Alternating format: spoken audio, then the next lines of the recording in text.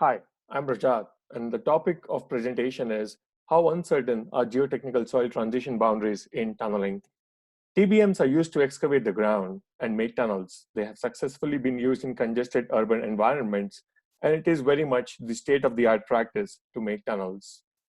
One of the significant challenges faced in TBM tunneling is the TBM encountering materials with different engineering properties. When TBMs encounter such materials with different properties, the water seeps in particular accidents, the ground settles and the buildings collapses.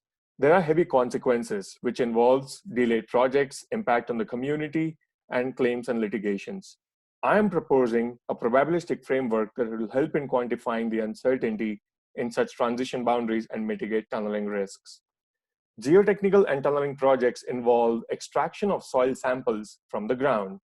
These soil samples are extracted near the tunnel alignment, and a geological profile is drawn based on the subjective interpretation of a geologist or an engineer. But it has question marks. The interpretation is deterministic, and there is no quantification of uncertainty. So we don't know what's the uncertainty in this transition boundaries. Geostatistical methods enable a spatial interpolation of the geological geotechnical data. You can see a set of boreholes on the top and the geological profile being simulated at the bottom. 400 to 500 such simulations are gathered together to develop a most probable geological profile. We'll be dealing with G1 and G3, which are the cohesive and the cohesionless material respectively.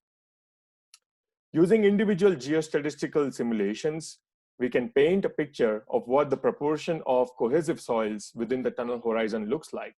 You can see the black line is the median proportion, and the red lines is a 50% confidence interval of the proportion of G1 material within the tunnel horizon. The colored interval map at the bottom shows the confidence intervals of the proportion of cohesive soil types within the tunneling horizon. We will be dealing with going from the blue material, which is G1, to orange material, which is G3. Using individual geostatistical simulations, we can develop a cumulative distribution function plot, which is probability on the y-axis and the spatial location or the chainage on the x-axis. The 95% locations show that the occurrence of the cohesionless material begins much prior to the black line, which is the geological interpretation from deterministic interpretations. So the cohesionless soil starts to occur much prior to than anticipated in actual tunneling. And it helps in identifying the spatial locations of the beginning of the transitions. In another application, you can see that the boundaries of cohesionless to cohesive extend much beyond than anticipated by an engineer. This shows that the quantification of uncertainty helps in decision making and a probabilistic characterization of the ground conditions. And that's my poster.